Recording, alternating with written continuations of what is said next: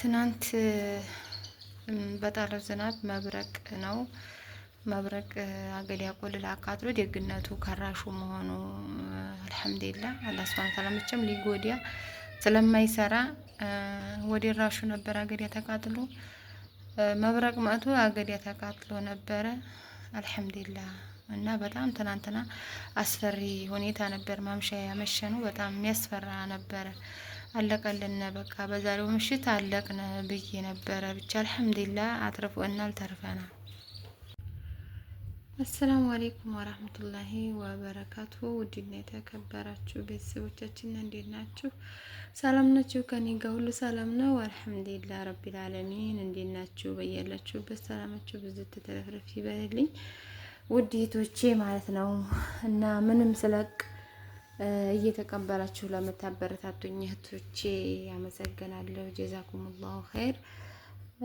ትናንት እንግዲህ በሰራሁት ቪዲዮ ደጋቂ ምንም ነገር እናይልሻለን ያላችሁኝ እህቶቼ በጣም አስደስታችሁኛል። በረካ ሆኑልኝ። እና ደግሞ ወይ ባጭስ አልሞቅሽም እንዴ እጅሽን አይቼው አልሞቅሽም ብላችሁ ነበረና፣ አዎ አልሞቅኩም። እንደምታዩት እጄ ነጭ ነው። ያልሞቅኩበት ምክንያት አንደኛ ለቁስሉ ብዬ ነው። ሲቀጥል ደግሞ እኔ ቦለቅያ ነው ይሄ መሞቂያውን አላዘጋጀሁም ነበረ እና ዛሬ ነው ገና ሊዘጋጅ ነበረ። ግን አንዳንድ ማቴሪያሎች ባለመኖራቸው ቀርቷል። ነገና ነገ ወዲያ ይበጃን ተብሏል። ያው ጀምራለሁ መሞቂያ ማለት ነው ውዴቶቼ። እንግዲህ አብዱም አልመጣ። አብዱረዛቅ ትናንት ነበር ይመጣል ያልኳችሁ። ነገር ግን ዛሬ ነበር የሚመጣው በእነሱ። ግን ዛሬ መንገድ ተዘጋግቷን ተሽከርካሪ እንዳይሽከረከር ወይም ደግሞ እንዳይንቀሳቀስ ተከልክሎ ታግዷል ማለት ነው። እንግዲህ እስከ ዛሬ ሲመላለስ ከርሞ ትምህርት ቤቱን እኔ ለትምህርቱ ነበር የጓጓሁትኝ። ምክንያቱም ወደፊት ሊዘጋ ስለሆነ ፈተና ነበረውና ለዛ አልመጣም። ዛሬ ዱአ አድርጉ በሰላም እንዲመጣ ማለት ነው በሚከፈት ሰዓት። እና ዛሬ ይዤላችሁ የመጣሁት ይሄ የወተት ሸንኬሎ ወይም የወተቱ ቆርቆሮ የኒዶ ማለት ነው። የሀሊብ ኒዶ ቆርቆሮ ነው ይሄ ውስጡ። ነገር ግን ይሄ ከንፈሩን ተመትቶ የቆርቆሮው ከንፈሩ ተመትቶ ውስጡም ከዳርም ጭቃ ተመርጎ የወይባ መሞቂያ ነው የሚሆነው ማለት ነው። እንግዲህ ይሄ ጅማሮ ነው። ሲጀመር አሟሟቁ ወይ ማነው አሰራሩ ሲጀመር ቀርጽላችኋለሁ ማለት ነው። ይሄ እንዴት ነው የሚሆነው? ለምሳሌ እዚህ ነው የሚሆነው። እዚህ ከብላጡ ላይ ማለት ነው። እዚህ ከቆርቆሮ ቤት እዚህ ጋር እንዲሁ ነው የሚሆነው። ለምሳሌ እዚህ ጋር ይሆንና እንደዚህ ብሎ አፈር ይሞላል እስከዚች ድረስ ማለት ነው። አፈር ይሞላል እስከዚህ ድረስ። ከዛ እስከዚህ ድረስ አፈር ተሞልቶ ምንድነው የሚደረገው? ይሄ አካባቢው ይመረጋል፣ መደብ ይሆናል። ከዛ እንደገና እንደዚህ ብሎ ደግሞ እኔ የምተኛበት ይሰራል ማለት ነው። ከዛ ትንሽ አፏ ጠበብ ያለ ትመስላለች። ምክንያቱም ጭሱ በትላልቁ ከተቆረጠ ምናልባት ይሄ እንደዚህ ላይ አጋድመው ይችላል ማለት ነው። እስኪ አሁን ለምሳሌ እንዲህ ከሆነ የሚሞቀው እንደምታዩት እንግዲህ እሳቱ ላያገኘው ይችላል ማለት ነው። ግን ባጭር ሆኖ ይሄ ከሁለት የሆነና ይገባል ማለት ነው። እና በዚህ መልኩ ነው የሚሰራው። እና ዘበና መጣሽ ድሮ ከሳር ቤት ነው እኔ የማውቀው የወይባ መሞቂያ ወለቅያ የሚባለውን የማውቀው እኔ ከሳር ቤት ነው። ምክንያቱም እንዲህ አይነት አሁን እንግዲህ አስቡት እስከዚህ ድረስ ተጉኖ ጓን ብሎ ይሰራል ማለት ነው። የኔ መቀመጫ ደግሞ ስቲል እንደዚህ ድረስ ጓን ሊል ይችላል ማለት ነው። ምክንያቱም እግሬ እንደዚህ ዘቅዘቅ ብሎ እንዲሞቅ ማለት ነው። እና እንግዲህ ያለ አሳያችሁ እስከዚህ ድረስ አፈር ተሞልቶ ነው ይሄ ቆርቆሮ ቤት። እኔ ከሳር ቤቱ ነበር ከጭስ ቤቱ ነበር የፈለኩት። ነገር ግን ጭስ ቤት ውስጥ አይሆንም ብለዋል። እንግዲህ ሙቄ ስጨርስ ወይም ደግሞ ሲፈርስ ወይ ደግሞ ሌላ ጭስ ቤት ሳመቻች ወደዛ ሳስተላልፍ ይሄን ልቀባ ነው ቀለም እንዲያድስ ለአዲስ ነው ቤቱም ማለት ነው። ምክንያቱም ይቀየራል ቤቱ እና ዘመን አመጣሽ እንግዲህ ዘዴ እንዲህ ነው የሚባለው፣ ኑሮ በዘዴ ይባላል ይሄ። እና እንደምታዩት እንግዲህ የቆርቆሮውን የወተቱን ቆርቆሮ እንደዚህ ተደርጎ ጥቅም ላይ ይዋላል ማለት ነው። እኔ ግን ቆርቆሮ ይሄ ሲላላጥ ቆርቆሮ ሲሞቅ እኔን አክሎ የሚያሞቀኝ ይመስለኛል ሳስበው ማለት ነው። ምክንያቱም ጭቃው ይሄ ምናልባት እንጨቱ ሲወርቅበት ሲጋጋጥ ሊወርቅ ስለሚችል ማለት ነው። ግን አሁን ፌርሜሎ ቢያደርጉት ይሄንስ ብላችሁ አስባችኋል? ይሄን ዙሪያዋን ሸንቆር አድርጎ ፌርሜሎ ቢያደርጉት ራሱ በጣም ነው የሚሆነው እና በጣም አሪፍ ዘዴ ነው። በጣም ቆንጆ ነው ማለት ነው ውዲቶቼ። እኔ መቼም ተመችታኛለች። በጣም ነው የምታምረኝም ያማረችኝም።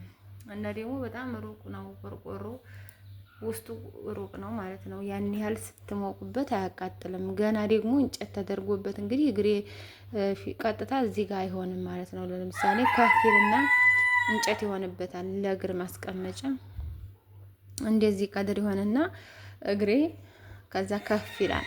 አንዱ ዝቅ ይላል፣ አንዱ ከፍ ይላል። ወዲያው እንደጀመርኩኝና ወዲያው እንደገባሁኝ ዝቅ አድርጌ ሞቃለሁኝ። እየጋለ ሲመጣ ደግሞ ከፍ አድርጌ ሞቃለሁ ማለት ነው። እንደዛ ነው ነገሩ። እኛ ከሳር ቤት ወደታች ተምሶ ስለሆነ ያን ያህል በጣም ትልቅ መደብ አያስፈልገውም ማለት ነው። ይሄ ግን ይሄ መማስ ስለማይችል ይሄ ስለማይማስ መሆን ያለበት እንግዲህ ከዚህ በላይ ነው አፈር የሚሞላው። ይሄ መደብ እንዲሆን ከዚህ በላይ እንግዲህ አፈር ዙሪያውን ይሞላል። ከዛ አፈሩ በዚህ ልክ ሲሆን ይሄ አፈሩ ጭቃ ይመረጋል ማለት ነው። ከዛ ምን ሰኞ መደብ ሰኞ መደብና ወይም ደግሞ እንደ መደብ ይሆናል ማለት ነው። እና በዚህ መልኩ ነው እንግዲህ የቆርቆሮ ቤት ለጭስ ለወይባም ያዘጋጁት በዚህ መልኩ ነው። ግን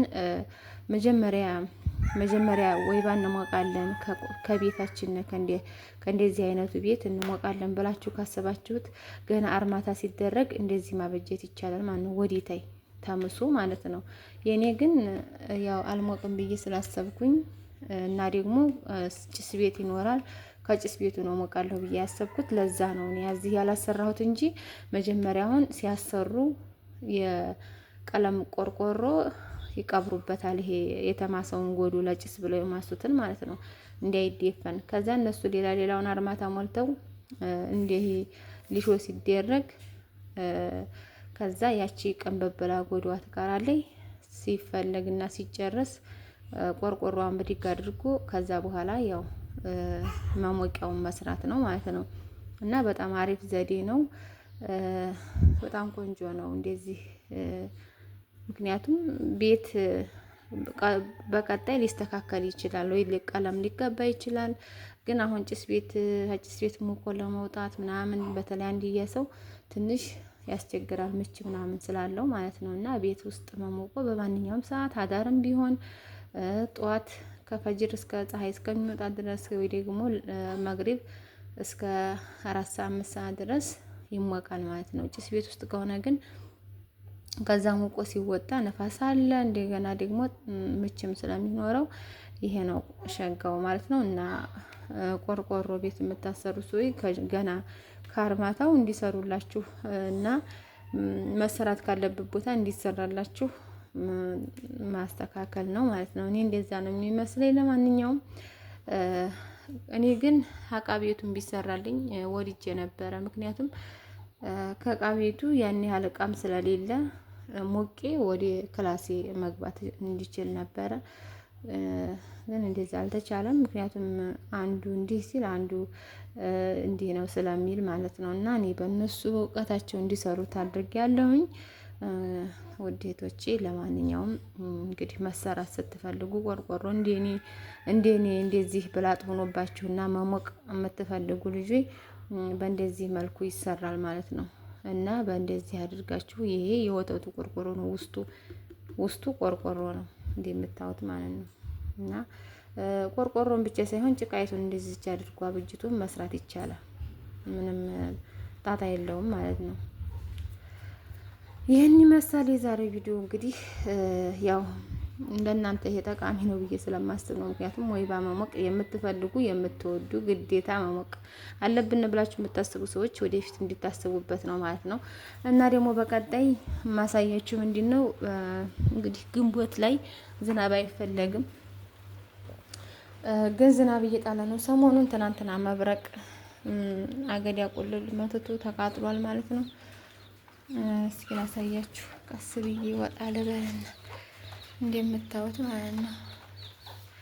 ዝናብ እየጣለ ነው። በዛ ወዲያ ያችሁት ይሄ ማን የሚባል ሀገር ነው? ቆርኬ ይሁን ወርቄ ይሁን ነው እንደምታዩት። ጎርፉ ራሱ አያችሁት።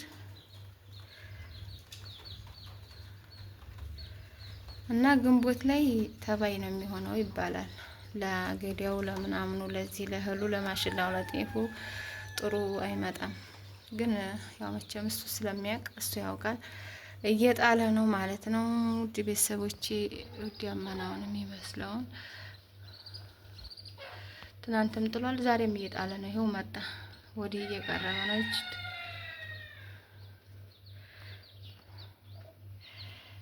እና እንግዲህ እና በተረፈ በሌላ ቪዲዮ እንገናኛለን። አብደላም እንዲመጣ ዱአ አድርጉ። ሰላም ሆኑ። ሰላም እንገናኝ።